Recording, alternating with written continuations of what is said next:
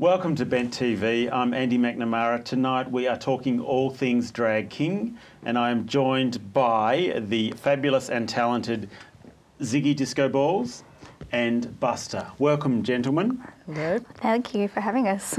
Now, Buster, my favourite part, can you please tell me the names of some drag kings around the Melbourne scene? Oh, all right.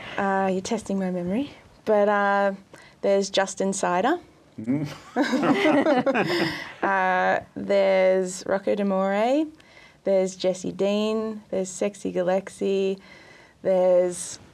Oh, you need to help me. There's Bang Her. There's Bang Her. Ivan Longshaft. Yeah. Lance DeBoyle. I'm trying to think of some of the really good names. Lenny Lixer. Yes.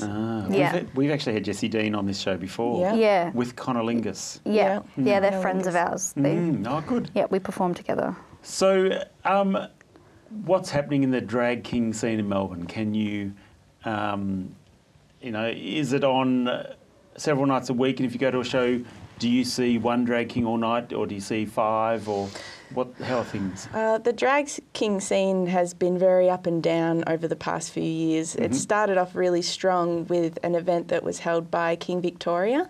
That was actually about probably 10 years ago, yeah. Which was...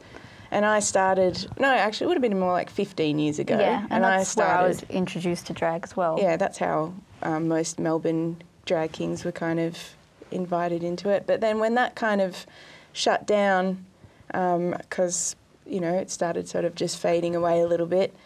I had a lot of drag kings come to me and say, when is it coming back? And then so me and myself and Justin Cider actually decided to bring it back. And since then we tried to hold some monthly things, and now it's sort of, you couldn't really just see it weekly. If you wanted to see a drag king event, you'd really need to know the whens and wheres, but... you need to look for it. But it's coming back.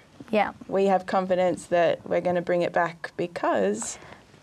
Well, Ziggy. yeah, I've recently had a bit of success. There was a big competition, So You Think You Can Drag, and I made it to the grand final up against kings and queens. Ooh. And it was really exciting because drag queens are very well known, and everyone sort of knows about drag queens, but drag kings, I guess, are less well known, and they were really successful. I won the grand final, and another group, Lenny Lixer and Leo Lixer, they won the Midsummer Award. So it was really good to see kings being recognised. It feels like there's a bit of momentum at the moment for kings. Good stuff. And Kong's Kings is beginning to bring back big kings events. So instead of monthly, it'll be every now and then.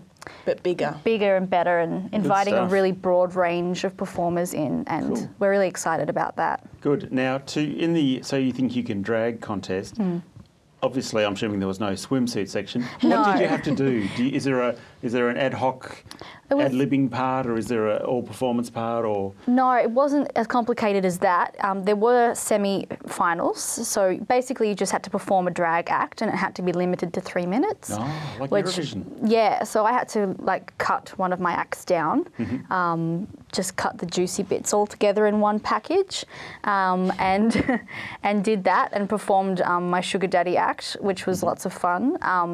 And there were other kings and queens that all made it to the final. I think there were 8 in total, and there was judges from Midsummer and judges from the drag king community and from Same. There was it was a very big event, and winning it was really a big honour and a surprise. And congratulations. Yeah. For a drag king to win, it was definitely a big deal. For the drag king community, it was a real triumph for us. Were there a few drag queens throwing their handbags at you? Actually, yes. There were a few ruffled feathers, because I guess it's a competition that meant a lot to everyone that was involved in it. Wow. And the prize was to perform in Drag Hero next year in Port Macquarie, which is a nationwide drag competition. Okay, is that always in Port Macquarie? Yeah, okay, it's only been going for 3 years, but you can only get in by audition, and my winning So You Think You Can Drag cemented my place in that competition. And so who goes to Drag Hero? Are drag people drag performers in the audience, or is it a general public audience? It's general public and drag performers, but people come from all over the area and all over the country if they're performing from different states. It's run by Hastings Equality Respect Outreach Organisation, and so they do a lot of work with LGBTIQ youth and lots of great things like that. So they're raising profiles and helping out people in the area. And having drag shows is one of the ways of doing that, getting people along. Very good. Buster, in your dream of dreams, if you could do the perfect event for Midsummer next year, what would you do? And I'm not thinking just you solo. I mean, if you could work out the big Drag King show, what would you like? I would love to gather up everybody that was involved with Kongs Kings in any way and just do one big, massive show. That would be awesome. A big boys chorus line or something? Big boys, yeah, all the boys, all of us. But, you know, not just the boys. Like, we definitely, Kongs Kings involves a whole array of performers. So everybody that would ever be involved, I'd love to see them all up on stage at once. But to be honest, organising everybody to do that would be virtually impossible.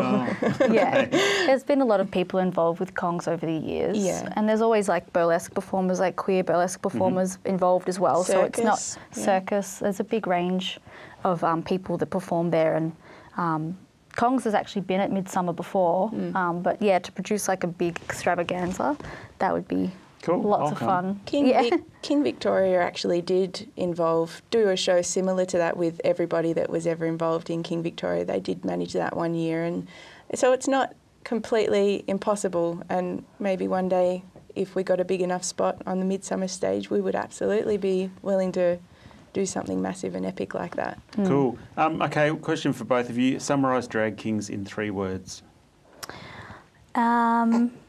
Wow, that's a tough one. I would have to say gender bending, hyphenating that word, so it's one word. Gender bending, queer masculinity. Buster? I'd have to say hilarious, insightful, and and I don't know. Naughty. Yeah, definitely naughty. Yeah. Thank you, gents. You have been watching Bent TV. I'm Andy McNamara. My guests tonight are Ziggy Discoballs and Buster. Thanks for watching. We'll see you next time.